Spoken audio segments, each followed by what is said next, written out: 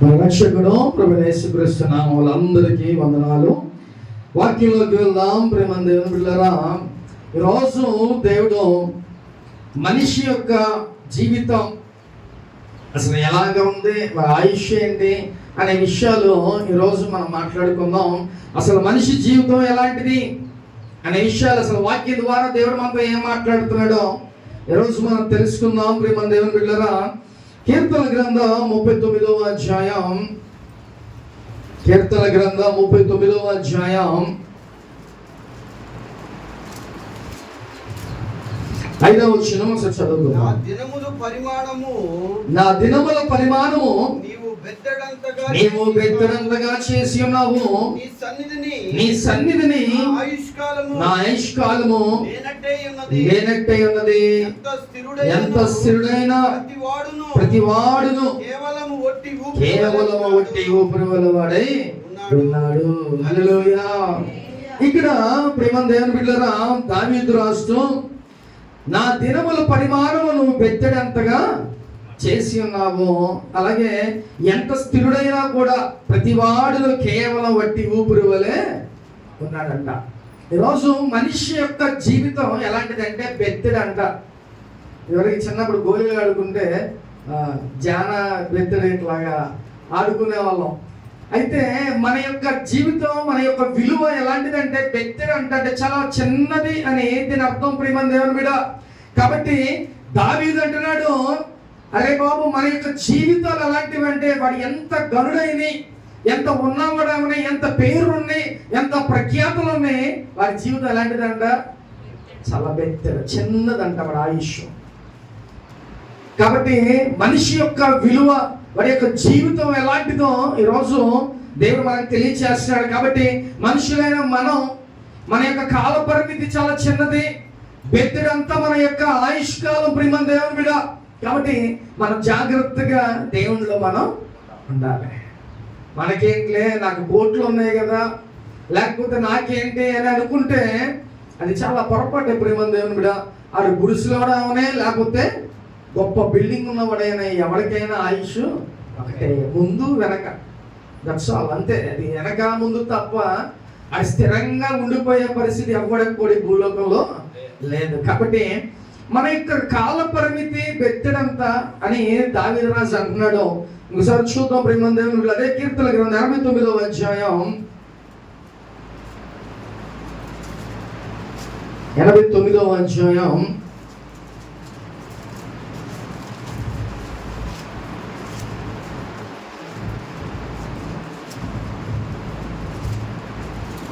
47వ వచనం చదువుకుందాం. నా ఆయుష్కాలము ఎంత కొద్దిదో జ్ఞాపకము చేసుకొనుము. ఎంత వ్యర్థముగా నీవు నరులందరినీ సృజించి ఉన్నావు. మరణము చూడక బ్రతుకు నరుడెవడు పాతాళం యొక్క వశము కాకుండా తను తాను తప్పించుకొనివాడు ఎవడు. హల్లెలూయా. మన ఆయుష్కాలం కొద్దిపాటిదేనంట. కాబట్టి ఇక్కడ ఈ యొక్క కీర్తనకారుడు ఏమంటాడంటే, అయ్యా, ఎంత వ్యర్థముగా నీవు నరులందరినీ సృజించావు. ఇక్కడ ఒక క్వశ్చన్ మార్క్. ప్రేమ దేవుని బిడ్డలారా, ఇక్కడ నరులను ఎందుకు నువ్వు జ్ఞాపకం చేసుకుంటున్నావు, అలాగే ఎంత వ్యర్థముగా నీవు నరులను సృజించినావు. ఇప్పుడు దేవుడు మనల్ని ఎలా చేశాడనంటే చాలా ఇష్టంగా చేశాడు దేవుడు. అర్థమవుతుందా? తల్లి గర్భంలో వచ్చి ఒక బిడ్డ రాగానే ఏమంటే మనం ఎంత వాడిని ముద్దాడతామో, ఎంతగా చూసుకుంటామో, అలాగే దేవుడు కూడా ఏం చేశాడంటే తన బిడ్డలైన మనల్ని దేవుడు ఏం చేశాడంటే తన ఇష్టంగా చక్కగా ఒక మట్టిని తీసుకొని చక్కగా దాన్ని ఒక రూపాన్ని చేసి మంచిగా తన రూపంలో ఆయన చేసుకొని ఆయన ఏం చేశాడంటే మురిసిపోయాడంట. అంటే అంత ప్రేమగా మనల్ని దేవుడు తయారు చేశాడు. మరి ఇప్పుడు ఈ కీర్తనకారుడు ఏమన్నాడంట, ఎంత వ్యర్థముగా నీవు నరులను సృజించున్నావు. ఎందుకయ్యా మమ్మల్ని సృజించాం? నాకు తెలిసి మనలో కూడా చాలా మందికి కొన్ని ప్రశ్నలు వస్తాయి. కొంచెం మైండ్ ఉన్న వాళ్ళకైతే ఒక ఆలోచన వస్తుంది. ఏమనంటే, అరే మనుషులైన మనల్ని దేవుడు పుట్టిస్తున్నాడు, మరి మనకి ఎందుకు మరణం ఇస్తున్నాడు, ఎందుకు అనారోగ్యాలు ఇస్తున్నాడు, అని ఎప్పుడైనా మీకు ఆలోచన ఎప్పుడైనా వచ్చిందా? ఏమంటే ఏదో బతుకుతున్నాం, బతికేస్తున్నాం, బతుకు జరక బండిలో వెళ్ళిపోతుంది అంటారా మనయే? ఎప్పుడైనా మనకు కూడా ఒక ఆలోచన, దేవుడు ఈ భూమి మీద మనం పుట్టించాడు కదా, ఎందుకు మళ్ళీ మనం తీసుకుంటున్నాడు, ఈ మధ్యలో ఎందుకు ఈ శ్రమలు, ఎందుకు ఈ అనారోగ్యాలు అనే ఆలోచన ఎప్పుడైనా మనకు కలిగిందా ప్రేమ దేవుని బిడ్డ? అందుకని ఇక్కడ కీర్తనకారుడు అంటున్నాడు, నువ్వు ఎంత వ్యర్థముగా మమ్మల్ని సృజించావయ్యా. సరి జ్ఞాపకం చేసుకో, మన ఆయుష్ కాలం చాలా చిన్నది. ఇక్కడ కొన్ని వచనాలు చూద్దాం. కీర్తనలు 90 అధ్యాయం 10వ వచనం చదువుకుందాం. మా ఆయుష్ కాలము 70 సంవత్సరములు, అధిక బలమున్న ఎడల 80 సంవత్సరములగును. అయినను వాటి వైభవము ఆయాసమే, దుఃఖమే, అది త్వరగా గతించును, మేము ఎగిరిపోదుము. హల్లెలూయా. మన ఆయుష్ కాలం ఎంతంట? 70 సంవత్సరాలు. ఒకవేళ ఇంకా బ్రతికితే ఒక 80 సంవత్సరాలు. ఇక అంతగా అంటే అది ఆయాసం, దుఃఖమే. ఇప్పుడు మన పరిమాణం, మన యొక్క కాల పరిమాణం మనకు తెలిసిపోయింది. ఇప్పుడు మన ఏజ్ ఎంతో మనకు తెలుసు, మనం ఎంతకాలం బ్రతుకుతామో తెలుసు. ఇంకా ఎందుకంటే మనలో పగలు, ఈర్ష్యలు, కోపాలు, ద్వేషాలు, ఎప్పుడు పోతామో తెలీదు. ఈ భూలోకంలో కూడా దేవుని చక్కగా సంతోషపరిచి అనేక మంది ముందుగా నువ్వు ఆ నీతిగా యథార్థంగా నువ్వు ఉండి బ్రతికి చనిపోయినా రేపు పరలోక రాజ్యంలో నువ్వు బ్రతికే ఉంటాం. మన అందరం రేపు అక్కడ చూసుకోవచ్చు. ఎవరైతే పరలోక రాజ్యంలో ఉంటారో ఒకటి నరకంలోనో చూసుకోవచ్చండు, చక్కగా కాల్తా లేకపోతే బాధలు పడతా ఒకరోజు కూడా చూసుకోవచ్చు. పరలోక రాజ్యంలో అయితే సంతోషం ఉంటుంది. అదే నరకంలో అయితే మనకి బాధలు ఎప్పుడు ఆ అగ్ని ఆరదు, పురుగు చావుదు. ప్రియమం దేవుని బిడ్డ, చాలా మంది మూర్ఖులు ఏమంటారంటే, ఏమన్నాడు పోతే పోతాం, మంచిది. ఇప్పుడు నువ్వు పోతే ఎవరికి నష్టం? పోతే 3వ రోజు అయిపోతే మంచిగా భోజనాలు చేస్తారు, 4వ రోజు మర్చిపోతారు. అవునా కాదా? ఎవడైనా సరే, భార్య అవ్వచ్చు, భర్త అవ్వచ్చు. నేను బయట గురించి మాట్లా, భార్య అవ్వచ్చు, భర్త అవ్వచ్చు, వాళ్ళు చచ్చిపోయిన 3 రోజులే, నెక్స్ట్ డే మళ్ళీ నార్మల్. ఇప్పుడు అలా అయిపోయింది ప్రేమంది. ఇదివరకు రోజుల్లో అంట మోషే చనిపోతే 30 రోజులు వాళ్ళు నెల రోజుల పాటు దుఃఖం చనిపోయారంట. నెల రోజులు తలుచుకొని మోషేని ఆయన చేసిన కార్యాలు లేకపోతే ఆయన గడిపించిన విధానం అన్ని చూసి నెల రోజుల పాటు వాళ్ళు దుఃఖం చనిపోయారంట. ఇప్పుడు ఈ రోజుల్లో 3 రోజులు అయితే 4వ రోజు యథాతథ ఎవడ పనులాడు చేసుకుంటాడు, ఎవడ బ్రతుకువాడు బ్రతుకుతాడు. కాబట్టి మూర్ఖులు ఏమంటారంట, ఏమందంటే పోతే పోతాం, పోతే పోని ఏమైతే, కానీ నువ్వు నీ బ్రతికిన కాలం జాగ్రత్తగా ఉందో లేదో నువ్వు జాగ్రత్తగా చూసుకో. ఒకవేళ నువ్వు చనిపోతే పరలోక రాజ్యానికి వెళ్ళాలి. ఈ లోకంలో నువ్వు ఎంత విర్రవీగినా ఏం చేసినా ఒకనాటికి నువ్వు అక్కడికి వెళ్ళాలనేది నువ్వు జ్ఞాపకం చేసుకో. ప్రతిదీ ఒక లెక్క అనేది ఉంటుంది. నువ్వు మాట్లాడే మాట, నువ్వు చేసే క్రియలు, ఇవన్నీ కూడా అక్కడ లెక్క. రేపు మనం పరలోక రాజ్యానికి వెళ్ళకముందు అంటే మధ్యాకాశంలో తీర్పు దినాన్న జీవ గ్రంథం అనేది ఒకటి ఉంటుంది. అది బహుశా ఎంత ఉండొచ్చేమో, ఎందుకంటే మన అందరి ఉన్నాయి, మన పాపాలు, మనం చేసిన క్రియలన్నీ ఉండాలంటే నాకు తెలిసి పెద్ద బుక్కే ఉండాలి, ఇన్ని కోట్ల మందికి. కాబట్టి రేపు మనం ఆ తీర్పు, ఆ జడ్జిమెంట్ డే మనం వెళ్ళినప్పుడు దేవుడు తీసి ఒక్కొక్కడి గురించి నువ్వు ఏం చేసావు అనేది అక్కడ రికార్డ్ అయిపోవాలి. మనం ఏం చేయలేదు కదా, నీకు నువ్వు సర్ది చెప్పుకున్నా, నన్ను ఎవడు చూడట్లాగా నువ్వు అనుకున్నా, అక్కడ అన్ని రికార్డ్ అయిపోతాయి. నీ ముందు ఈ యొక్క గ్రంథం విప్పతీసినప్పుడు నువ్వు ఏం చేసావు అనేది పిన్ టు పిన్ అక్కడ ఉంటుంది. జాగ్రత్త, నన్ను ఎవడు చూడట్లేదు అనుకో. మాకు కొంతమంది దొంగలు ఏం చేస్తారంట, ఈ యొక్క ఏరియాలో సీసీ కెమెరాలు ఉన్నాయా లేవా అని చూసుకుంటారు. ఎందుకు ఒక సీసీ కెమెరాలో దొరికిపో, చాలా మంది దొంగలు అంటే దొరికిపోతున్నారు పాపం. అందుకే సీసీ కెమెరాలు ఉన్నాయా లేదా అని చూస్తున్నారు. అసలు బుద్ధి ఉన్న వాళ్ళం అయితే మనం ఏం చేయాలి తెలుసా, నా దేవుడు చూస్తున్నాడు, నేను జాగ్రత్తగా ఉండాలి అనే జ్ఞానం నీకు ఉండాలి. ప్రేమ దేవుడుగా దేవుడు ఏం చెప్తున్నాడంటే, పాపం చేసేవాడిని చేయని, లేకపోతే అది ఎలాగ ఏ ద్రోహం చేయని, ఏమైనా చేసేవాడిని చేయని, కానీ తీర్పు దినం లెక్క అనేది ఒకటి ఉంటుంది. ఆ రోజు నువ్వు లెక్క చెప్పాలి కంపల్సరీగా. అక్కడ నువ్వు మిస్ చేయలేవు. ఎక్కడ తప్పించుకున్నా అక్కడ మటుకు నువ్వు తప్పించుకోలేవు. జాగ్రత్త ప్రేమ దేవుడా. కాబట్టి లోకపరమైన సామెత ఒకటి ఉంటుంది, ఏంటంటే పాపం పండినప్పుడు అది బయటపడింది అని అంటారు. చేసినంతకాలం పాపం చేస్తాం, లేదా చేసినంతకాలం మనం ఎంత దుష్టత్వంలో ఎలాగ ఉన్నా ఒక రోజు అది బట్ట బయలు అవ్వాల్సిందే. అయ్యిద్ది కూడా. మనం చాలా చూస్తున్నాం అలాంటి ప్రియమైన దేవుని మీద. కాబట్టి జాగ్రత్త, దేవుడు చూస్తున్నాడు, మనల్ని ఒకరు వాచ్ చేస్తున్నారు అనేది నువ్వు చాలా జ్ఞాపకం చేసుకొని లోకంలో నువ్వు బ్రతకాలి. ఎందుకనంటే నరుడు యొక్క జీవితం ఎలాంటిది అనేది ఇప్పుడు మనం చదువుకుంటున్నాం. ఎలాంటిదంట? బెత్తిదంట, చాలా చిన్నదంట నరుడు యొక్క జీవితం. అలాగే మన ఆయుష్ 70 సంవత్సరాలు అధికంగా ఉంటే 80 సంవత్సరాలు ఒకవేళ ఇంకా బ్రతికితే అది ఆయాసమే, అసలు వ్యర్థమే అని చెప్పి దేవుడు చెప్తున్నాడు. కాబట్టి ఇప్పుడు మన దేవుని మీద మన ఆయుష్, మన జీవితం ఎంతకాలం ఉందో ఒకసారి మనం జ్ఞాపకం చేసుకో. చక్కగా ఈరోజు ఆరోగ్యంగా ఉన్న వాళ్ళే రేపు ఏమైపోతున్నారంట? చచ్చిపోతున్నారు. అంటే ఏమవుతుందో తెలియట్లా. ఇప్పుడు మన బాహ్యంగా నీకు కనపడే నీ శరీరం దెబ్బతగిలితే చూసుకుంటాం, లోపల ఏం జరుగుతుందో ఎవరికి తెలిసింది? తెలుసా? నీ లోపల ఏం జరుగుతుందో తెలుసా? సడన్గా పడిపోతాం. ఏమైంది? అరే అది బీపీయా, లో బీపీయా, హై బీపీయా, లేకపోతే ఏమైంది అనేది. చాలామంది పెద్ద పెద్ద యాక్టర్స్ కూడా చాలామంది చనిపోయిన వాళ్ళు మంచి యాక్టివ్గా వాళ్ళు జిమ్ చేస్తా, మంచి ఫుడ్ తింటా, వాళ్ళు జిమ్ చేసి వాళ్ళు కూడా నెక్స్ట్ రోజే హార్ట్ అటాక్ వచ్చింది.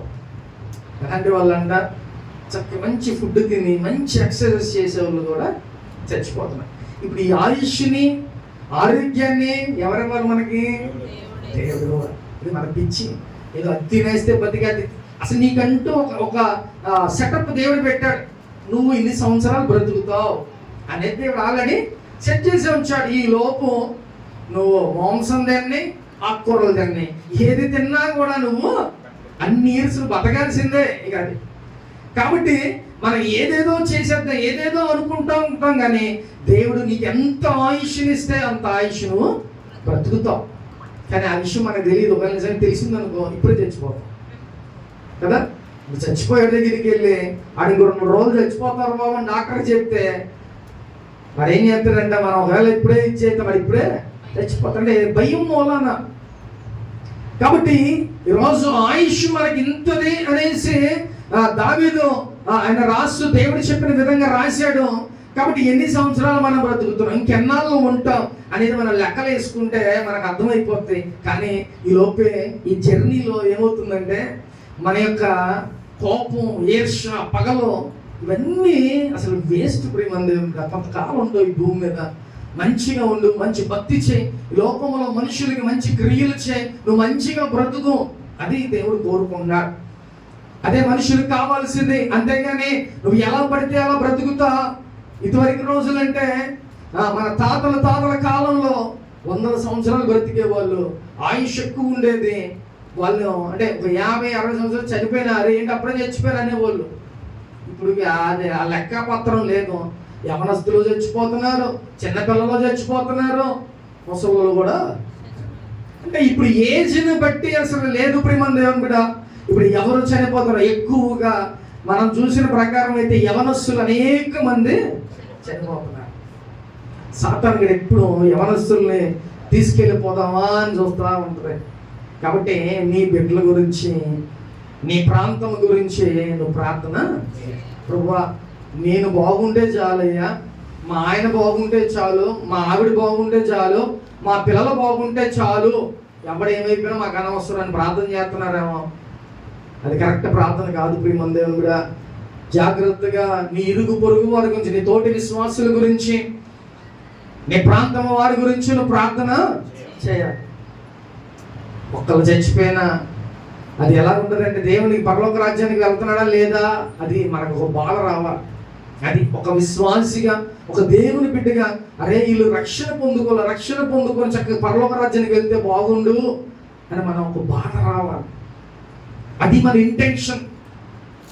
చక్కగా దేవుళ్ళు నడిపించబడి చనిపోయినప్పుడు ఎవరైనా చనిపోతాం, కానీ చనిపోక ముందు మనం దేవుళ్ళలో ఉన్నాం, రక్షణ పొందుకున్నామా లేదా అనేదే పాయింట్ ఇప్పుడు మన దేవుడు.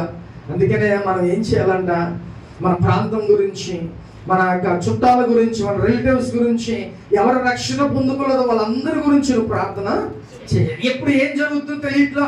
ఈ రోజు చూస్తే రేపు కనపడిన వ్యక్తులు ఉన్నారు, అవి మన అలాగా బ్యానర్లో కనబడుతున్నారు. చాలా మంది ఈ రోజు చక్కగా కనబడారు, రేపు పొద్దున్న ఏమవుతుందంట అవి బ్యానర్లో కనబడుతున్నారు.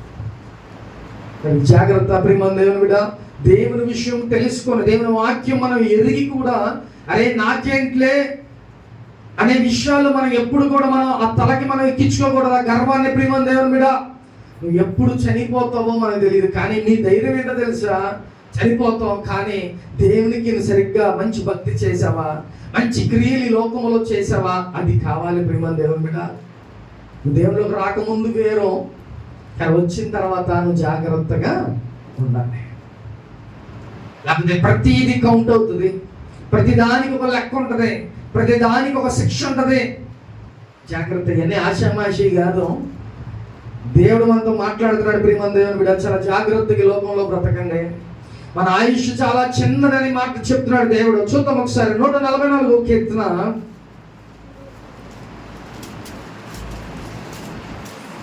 144 కీర్తన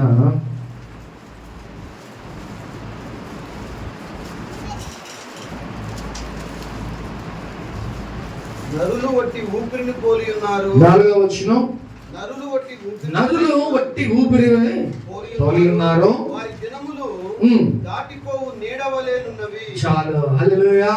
ఇప్పుడు దావీదు మొట్టమొదటిగా మన ఆయుష్, మన యొక్క లెక్క ఏంటనేది చెప్పాడు. రెండవదిగా మన ఆయుష్, మన యొక్క జీవితం ఎలాంటిదంట? బెత్తడంట.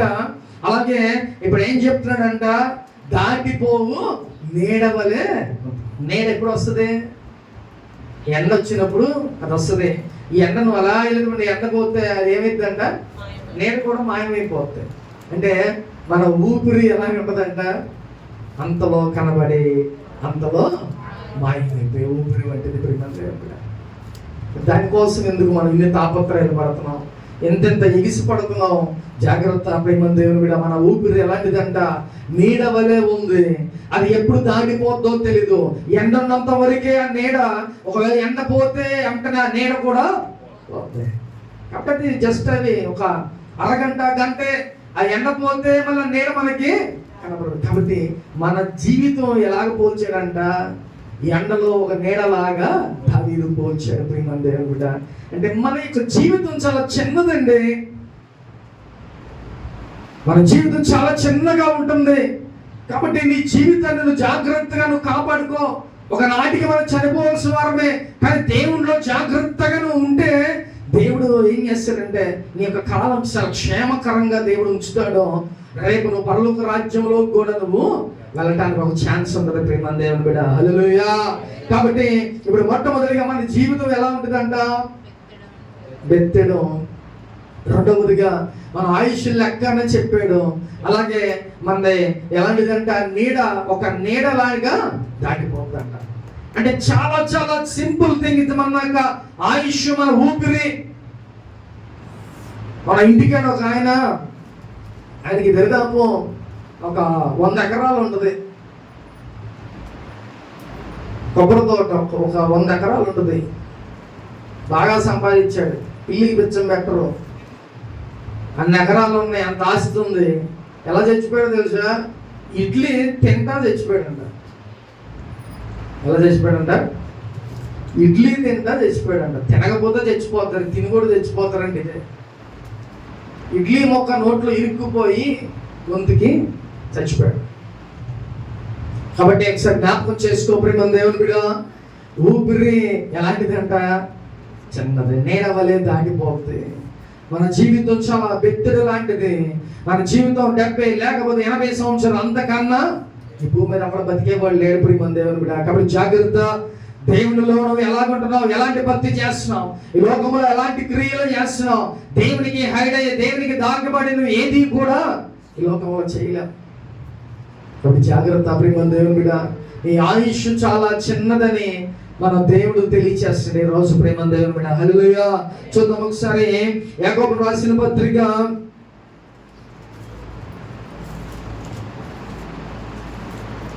1 యాకోబు రాసిన పత్రిక 4వ అధ్యాయం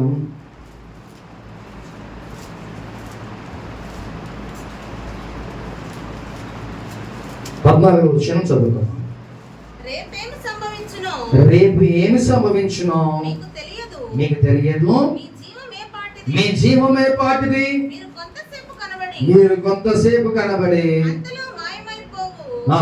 ఆవిరి వంటి వారే. ఉమ్, కనుక ఉమ్. ప్రభు చిత్తమైతే ఆ. మనము బ్రతికి ఉండి ఉమ్. ఇది అది చేతమని ఉమ్. చెప్పుకొనవలెను. చాలు చాలు, హల్లెలూయా. ఇప్పుడు రేపు ఏమి సంభవించదో మనకి తెలియదు.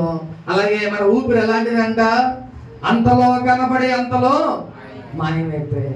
ఇప్పుడు మన యొక్క జీవితాన్ని ఎలాగ ఉంది అనేది లేఖనాల ద్వారా దేవుడు మనకి స్పష్టంగా దేవుడు తెలియచేస్తాడు. కాబట్టి రేపు ఏమవుతుందో మనకి తెలియదు. ఈరోజే మనం మోసం కూర వండుకొని తినేద్దాం, అంతేనా? రేపు ఏమైద్దో మనకి తెలీదు. కాబట్టి ఈరోజు నువ్వేమవ్వాలంట, మంచి భక్తి, నీ జీవితం ఎలాగుంది దేవుని కొరకు ప్రతిరోజు నువ్వు సరి చేసుకోవాలి. ప్రతిరోజు నువ్వు జాగ్రత్తగా దేవుల్లో నడవాలి ప్రియమైన దేవుని బిడ్డ. కాబట్టి రేపు ఏమైద్దో, ఈరోజు నువ్వు ఏం చేసావో రేపు చచ్చిపోతే నీ పాపాలు వెనకే వచ్చేస్తాయి. ఒకవేళ ఈరోజు నువ్వు కడుక్కున్నావా, శుభ్రంగా ఉన్నావా, నీ యొక్క పాపాలన్నీ కడుగు వేసుకుంటే రేపు దినాన్న నీట్గా క్లీన్గా నువ్వు చనిపోయినా కూడా పరలోక రాజ్యానికి. దావీదు అంటాడు, ప్రతిరోజు నేను నా హృదయాన్ని కలుపుకుంటా. అలాగే స్థిరమైన మనసును నాకు ఇవ్వండి ప్రభువా, ఈ సోపుతో నన్ను కడగండి, తెల్లగా నన్ను చేయండి. కాబట్టి ఇప్పుడు మన యొక్క పాపపు జీవితం అన్నిటినీ ఏం చేయాలి మనం, రేపు దినాన్ని ఏం సంభవించిందో మనకు తెలియదు. ఈరోజే నువ్వు ఒప్పుకో, విడిచిపెట్టే. నీ జీవితం చాలా చిన్నది. కాబట్టి ఈ చిన్న జీవితాన్ని, ఈ ఊపిరి లాంటిది, ఈ బుడగ లాంటి జీవితాన్ని నువ్వు ఏం చేయాలంట, ఒప్పుకో, దేవుని దగ్గర విడిచిపెట్టే. నువ్వు చనిపోయినా సరే రేపు పరలోక రాజ్యంలోకి చేరతావు. ఇప్పుడు మన జీవితం ఎలాంటిది అనేసి దేవుడి లేఖనాల ద్వారా ఈరోజు మనతో మాట్లాడాడు. ఎలాంటిదంట, బెత్తెడు. అలాగే ఒక 70-80 సంవత్సరాలు మాత్రమే ఉంటుందంట. ఏదే బతికితే, బతకపోతే రేపే చచ్చిపోతాం, లేకపోతే 70-80 మన కౌంట్. ఇంకా ఒక నీడలాగా అది దాటిపోద్దంట. మరో పాయింట్ ఏంటంట, రేపు ఏం సంభవించో తెలియదు, అంతలో కనబడి అంతలో జస్ట్ ఫ్యూ సెకండ్స్. ఇప్పటికిప్పుడు మనకు హార్ట్ అటాక్ వచ్చిందంటే అయిపోయింది, జస్ట్ సెకండ్సే, పెద్ద ప్రాబ్లం ఉండదు. కాబట్టి మన జీవితం ఎలాంటిదంట, ఆవిరి వంటిది. అసలు ఇక మనం వేస్ట్. ఇప్పుడు దావీదు అందుకే దేవుడికి ప్రశ్న వేస్తున్నాడు, ఎందుకయ్యా మాకు ఇలా మమ్మల్ని నిర్మించావు, ఎందుకు మమ్మల్ని ఇలా చేసావు అని అడుగుతున్నాడు.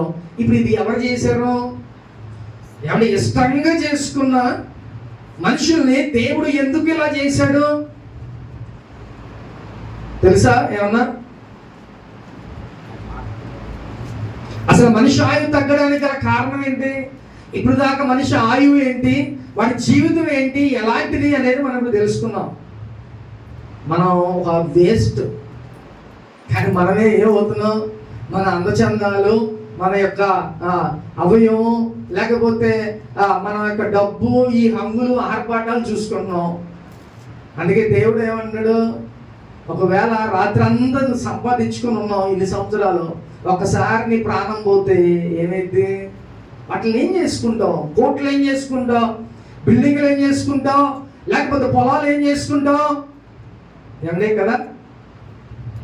కాబట్టి మన ఆయువు చాలా చిన్నది. దేవుడు ఇప్పుడు ఎందుకు మనల్ని ఇలాగా నిర్మించాడు? అసలు మనిషి యొక్క ఆయువు తగ్గడానికి గల కారణం ఎవరైనా అసలు కారణం అని అంటే మనుషులుగా మనమే చేసుకున్నాం. అర్థమవుతుందా? దేవుడి మటుకి యుగ యుగాలు ఉండాలని ఆదాము అవ్వని పెట్టాడు. చేసి వాళ్ళకి ఏం చేశాడంట, ఒక చెట్టుని పాతాడు. ఆ కాయని తినమాకండ్రా బాబు అని చెప్తే ఏమేనంట, ఒకవేళ మీరు తింటే ఏమంట, తింటే సస్తారని చెప్పాడు దేవుడు. ఇప్పుడు చాలామంది చక్కగా సిగరెట్ పెట్టెల మీద డోంట్ స్మోక్, ఇప్పుడు స్మోక్ చేస్తే నీ ఊపిరితిత్తులు పోతాయి, పానపరాకులు అయి తింటే ఈ బోయి క్యాన్సర్లు వస్తాయి, ఇవన్నీ చెప్తున్నాడు. అయినా తాగటం మానేస్తున్నారా? తినటం మానేస్తున్నారా? కన్నా దేవుడు ఏం చెప్తున్నాడు? అరే బాబు, మంచిగా నాలో రెండు మీకు నిత్య జీవాన్ని నేను ఇస్తా, మీకు చావనే లేని లోకాన్ని నేను ఇస్తా అని చెప్తున్నాడు. అంత టైటిల్ ప్రతి ఒక్కళ్ళు కూడా పరలోక రాజ్యం వేసేది వారా అని చెప్పి బోట్లు పెట్టుకొని తిరిగే వాళ్ళు చాలా మంది ఉన్నారు పాపం. అలాగే పాస్టర్లుగా మేము కూడా పిచ్చోళ్ళ చెప్పుకుంటా ఉంటున్నాం, అయినా మీరు మారక. కాబట్టి అరే బాబు, నా దేవుడు నిన్ను నిత్య జీవానికి నువ్వు యుగాలు బ్రతికే ఉంటావు అని చెప్తున్నాడు. ఆఫ్టర్ ఆల్ సిగరెట్ల మీద అట్లా రాస్తున్నారు. ఇప్పుడు మేము కూడా మా ఏసీ తరపున చెప్తున్నాం, ఏమనంట నిత్య జీవం మనకి ఉంది. సో దేవుడు నమ్ముకోండి. అలాంటిది ఒక రాసిన వాటిని ఇది ప్రమాదం అన్నా దాని జోలికి వెళ్తున్నారు, ప్రమాదం కొని తెచ్చుకుంటున్నారు. కానీ ఇంక దేవుడు ఏం చెప్తున్నాడంట, నిత్య జీవం, యుగ యుగాలు మీరు కూడా నాతో పాటు ఉంటారు. ఎంత గొప్ప మాటనే. అని బ్రతికుంటాం మంచిదా, ఈ తాగి చచ్చిపోవటం మంచిదా? ఇప్పుడు ఏదైనా మనకి మానమన్నా కొంతమంది మానరు, ఏ అలవాట్లైనా మానమంటే మానరు. ఎప్పుడు మానతారో తెలుసా? ఏదో ఒకటి పోయేదాకా మానరు, అదంతే. ఇక ఎనకపోతే మరి వాళ్ళ కర్మ. ఇప్పుడు ఏ కిడ్నీయో లేకపోతే లివరో లేకపోతే ఏదో ఒకటి పోయిన తర్వాత అప్పుడు యేసయ్యా అని వస్తే ఆయన కూడా ఏం చేస్తాడండి పాపం కదా. అందుకనే ఏదో ఒక డ్యామేజ్ జరగక ముందే నువ్వేం చేయాలంట, వెళ్ళంటావు. నీ ఇష్టం, దేవుడు వదిలేసాడు నిన్ను. నువ్వు పాపం చేయి, మంచితనంగా ఉండు, ఎలాగైనా ఉండు, దట్స్ యువర్ చాయిస్. అది నీది, నీ ఇష్టం, ఇక నీ జీవితం. కానీ దేవుడు మట్టికి చెప్తున్నాడు, రే మీరు పరిశుద్ధంగా ఉండండి, నా దగ్గరికి రండి, నిత్య జీవాన్ని మిమ్మల్ని చేరుస్తాను. కాబట్టి దేవుడు ఎంత మంచిగా చెప్తున్నాడు. వినటం వినకపోవటం అనేది అది మన ఇష్టం కదా. నువ్వు విన్నావనుకో బాగుపడతావు, కానీ నాకు కొన్నిసార్లు అనిపిస్తూ ఉంటుంది ఏదో ఒక డ్యామేజ్ అయ్యేదాకా మారే మనుషులు కాదు ఇప్పుడు ఈ లోకంలో అని నాకు అర్థమైంది. ప్రియమైన దేవుని మీద నోవా దినాల్లో కూడా ఎలాగంట 120 సంవత్సరాల ప్రసంగం చేశాడు ఆయన. ప్రతిరోజు మారండి రా బాబు, మారండి. ఏమొస్తుందంటే 40 రోజుల పాటు ప్రచండ వర్షం వస్తుంది కాబట్టి మారండి అని చెబితే 120 సంవత్సరాలు ఒక్కడు కూడా ఎంత దౌర్భాగ్యం చూడండి. ఎప్పుడు మారారంట వాళ్ళు? ఎప్పుడు మారవలసి వచ్చిందంట వాళ్ళకి? చక్కగా పడవలోకి ఎక్కిన తర్వాత, నోవాహు కుటుంబం వాళ్ళ యొక్క జంతువులన్నీ ఎక్కేసిన తర్వాత, డోర్స్ దేవుడు క్లోజ్ చేసిన తర్వాత, అప్పుడు చినుకులు పడిన తర్వాత వాళ్ళకి జ్ఞానోదయం.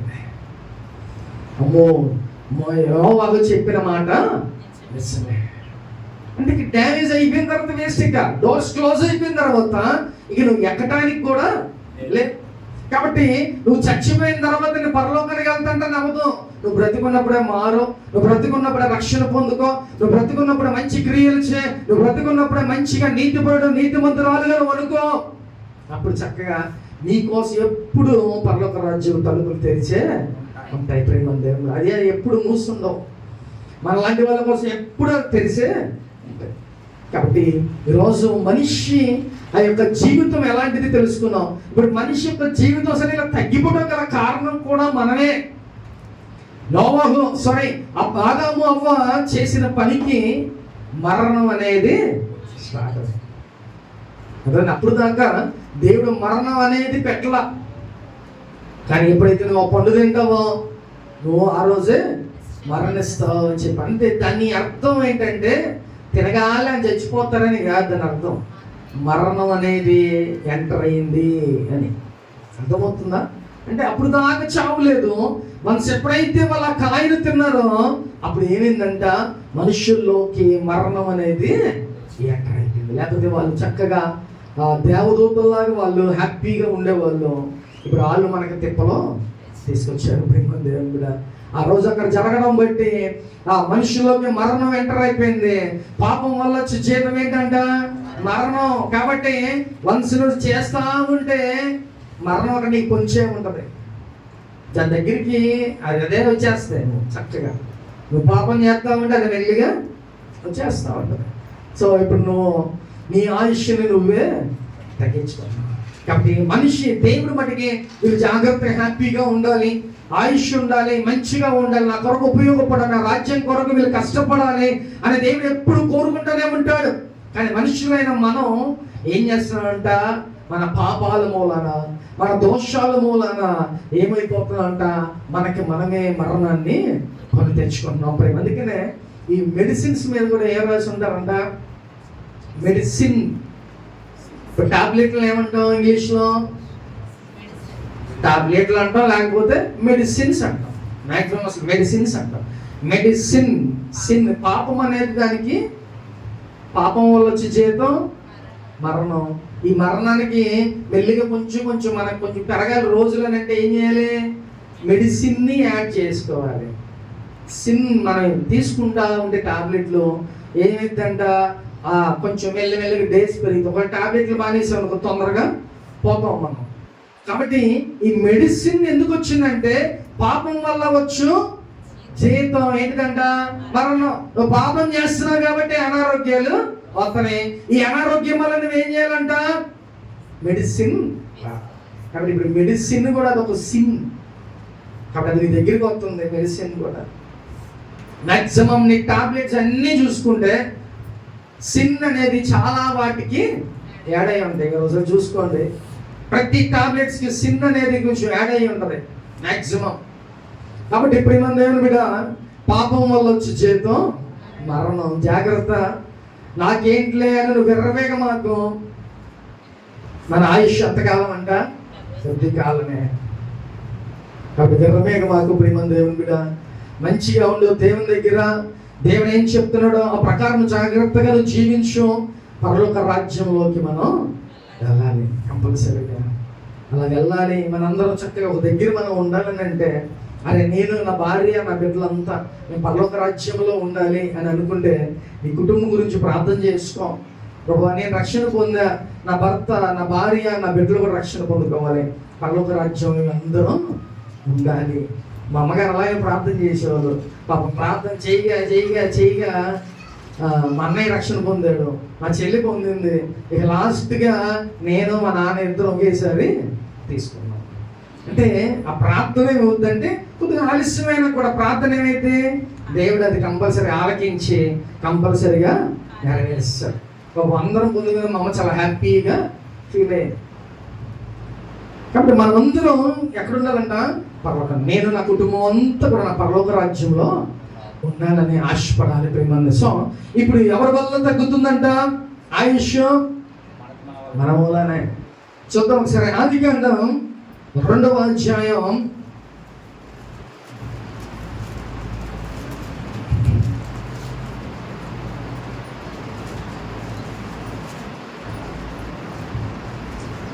17వ వచనం చదువుకుందాం. అయితే మంచి చెడ్డల తెలివినిచ్చు వృక్ష ఫలములను తినకూడదు, నీవు వాటిని తిను దినమున నిశ్చయముగా చచ్చెదవని నరునికి ఆజ్ఞాపించెను. చాలు. ఇక్కడ ఆదామవ్వకి ఏం చెప్పాడంట, ఆ వృక్ష ఫలాలు తినొద్దురా బాబు, ఒకవేళ తింటే ఏమైందంట, చచ్చిపోతాం, నిశ్చయముగా చచ్చిపోతాం అని చెప్పారు. ఇప్పుడు దీన్ని ఎవరు కొని తెచ్చుకున్నారు, మనుషులైన మనమే దాన్ని ఎంటర్ చేసుకున్నాం. లేకపోతే అప్పుడు దాకా మరణం అనేది లేదు, కానీ మరణం ఎంటర్ అయిపోయింది. కాబట్టి మనమే చేసుకుంటున్నాం. కాబట్టి మనకి ఏదో అయిపోతుంది, ఏదో అయ్యింది అని అంటే అది నీకు నువ్వుగా చేసుకున్నాయి కొన్ని ఉంటాయి ప్రేమ దేవుని బిడ్డ. ఒక్కొక్కసారి మనం అనుకుంటుంటాం, నువ్వు ఎలాంటి భక్తి చేస్తున్నావో, ఎలా జీవిస్తున్నావు అది ఆలోచించు. కానీ ఎందుకు నాకు ఎలా అయిపోతుంది, ఏంటి నా పరిస్థితి అంటా ఉంటావు. కానీ జ్ఞాపకం చేసుకో, నీకు నువ్వు చేసుకునే కొన్ని ఉంటాయి, అవి ఎక్కడికి పో, మన చుట్టూరే ఉంటాయి. కాబట్టి జాగ్రత్తగా నీ యొక్క క్రియలను జాగ్రత్తగా దేవుడు చెప్పినట్టుగా వినుంటే ఈరోజు మరణం అనేది మన దగ్గరికి వచ్చేది కాదు. కానీ ఎప్పుడైతే మనం తప్పు చేసామో, పాపం చేసామో, ఇక్కడ మాట జ్ఞాపకం చేసుకోండి, పాపం అంటే దేవుడు చెప్పిన మాట వినకపోవటం కూడా పాపమే. ఇప్పుడు దేవుడు చెప్పాడు, వినుంటే బాగుండేది, వాళ్ళు వినకోకుండా ఆ తప్పు చేశారు. కాబట్టి ఈరోజు దేవుని మాట వింటే నువ్వు బ్రతుకుతావు, దేవుని మాట వినకపోతే చచ్చిపోతావు. దేవుడు అదే చెప్తున్నాడు ప్రేమ దేవుని మీద. ఒకవేళ మీరు ఆ పండు తిన్నారా నిశ్చయంగా మీరు చచ్చిపోతారు. ఈ మాట దేవుడు చెప్పినప్పుడు వినాలిగా, వినకుండా కాయ తినేశారు. సో ఈరోజు నువ్వు కూడా దేవుని మాట విని ఆయనకు లోబడు. భయం భక్తి లేకుండా జీవించమాకండి. దేవుని మాట విని ఆయనకు లోబడి ఆయన యందు భయభక్తులు కలిగి లోకంలో జీవించాలి. ఎందుకంటే మన కాలగతులన్నీ ఆయన చేతిలో. నీకు ఏం కావాలి, ఏం అవసరంలా, ఏది ఎప్పుడు కావాలి అనేది కూడా నా దేవుడు నీకు ప్రొవైడ్ చేస్తారు. ఆయన తెలుసు అన్నీ. కానీ మనమే అనుకుని కంగారు పడతా ఉంటాం. సమయానికి ప్రతీది దేవుడు మనకి అందిస్తూ ఉంటాడు ప్రేమ దేవుడు. కాబట్టి మనిషి మనమే ఆ మరణాన్ని కొని తెచ్చుకున్నాం. కాబట్టి దావీదు అంటాడు, ప్రభువా మనుషులు చేసాం, మళ్ళీ ఎందుకయ్యా మాకు ఇలా చేసావేంటి ప్రభువా అని ఆయన అడుగుతున్నాడు. కాబట్టి మనం అడగాల్సింది ఏంటంటే ఈ నిత్య జీవానికి మనం పాత్రలు అవ్వాలి. అంతేగాని మనం ఎప్పుడు పోతాం తర్వాత సంగతి. కానీ నీ భక్తిని నువ్వు మంచిగా చేయి, జాగ్రత్తగా నువ్వు నడుచుకో, మంచి ప్రవర్తన కలిగి ఉండు. అప్పుడు ఏమైందంట, పరలోక రాజ్యానికి. చాలా మంది వింటారు కానీ ఆదామవలాగా చేస్తూ ఉంటారు. వింటారు కానీ వినరు మాట. దేవుని మాట వింటారు కానీ దాన్ని పాటించరు. అదే మన బుద్ధిహీనత ప్రేమ దేవుని. జాగ్రత్త, దేవుని మాట విను, ఆయనకు లోబడు. ఆయన మాట వింటే నువ్వు బ్రతుకుతావు, లేకపోతే చచ్చిపోతావు. దేవుడికి క్లియర్గా చెప్తున్నాడు ఆదాముతో, అరే బాబా కాయ తినమాకండి రా బాబు, తింటే మీరు సస్తారని చెప్పాడు దేవుడు. అయినా వాళ్ళు కాబట్టి ఈరోజు మనం కూడా జాగ్రత్తగా దేవుని మాట విని ఆయన ఏం చెప్తున్నాడో అది నువ్వు విని దాని ప్రకారం నడుచుకోగలిగితే దేవుడు చక్కగా మన నిత్య రాజ్యంలో ఈరోజు నువ్వు రక్షణ పొందుకో, మంచిగా దేవుళ్ళు ఎదుగు, మంచిగా నువ్వు నడుచుకో. నువ్వు కూడా చావు. ఎక్కడ ఎలా బ్రతుకుంటావు? పరలోక రాజ్యంలో బ్రతికేప్పుడు ఉంటాం. కాబట్టి నిత్య జీవానికి పాత్రలో ఉంటాం. చక్కగా పరలోక రాజ్యంలో మనం బ్రతికే ఉంటాం ప్రేమ దేవుని బిడ్డ. శరీరం మటుకే సరిపోతుంది కానీ పరలోక రాజ్యంలో నువ్వు నిత్యం ఎప్పుడు బ్రతికే ఉంటావు ప్రేమ దేవుని బిడ్డ. హల్లెలూయా. కాబట్టి చూద్దాం ఒకసారి లాస్ట్ గా ప్రకటన గ్రంథం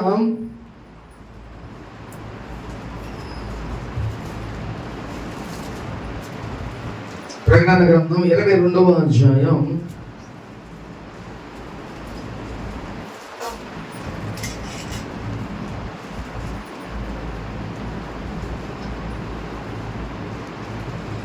12వ వచనం చదువుకున్నాం. ఇదిగో త్వరగా వచ్చుచున్నాను, వాని వాని క్రియల చొప్పున ప్రతి వానికి ఇచ్చుటకు నేను సిద్ధపరిచిన జీతము నా యొద్ద ఉన్నది. హల్లెలూయా. ఏమంటే దేవుడు మనకి చేతులు ఎత్తాడంట. పని చేస్తే లోకం మనకి చేతులు ఎత్తున్నారు కదా, నువ్వు పాపం చేస్తే కూడా చేతులు ఎత్తాడంట దేవుడు. ఇక అదే మనం చదువుకున్నాం. ప్రతి వానికి వాని లెక్క చెప్పున ఏం చేస్తాడంట, జీతం ఇస్తాడంట. చక్కగా ఈరోజు పని చేస్తే ఒక 800 1000 వస్తుంది. నువ్వు పాపం చేస్తే దేవుడు కూడా నీకు చేతిని ఇస్తాడంట. కాబట్టి నీ ప్రతి దానికి ఒక లెక్క చూసి దేవుడు ఒక పనిష్మెంట్స్ దేవుడు నీకు ఇస్తాడు. జాగ్రత్త, దేవుడు త్వరగా రాబోతున్నాడు. దేవుని యందు భయభక్తులు కలిగి ఉండు. నీ ఇష్టానుసారంగా నాకు ఆరోగ్యం ఉంది, నాకు బలం ఉంది, నాకు డబ్బు ఉందని విర్రవీగేవా ఏమైపోద్దంట, ధనవంతుడు అంతే పాపం బాగా డబ్బు అంతా పోగేసుకొని కావలసిన ఆహారం అంతా పోగేసుకొని ఉంటే ఆ రాత్రి ఆడ ప్రాణాన్ని తీసేసుకున్నాడంట. ఇప్పుడు అవన్నీ ఎవరేమైపోతాయి ఏమంటే?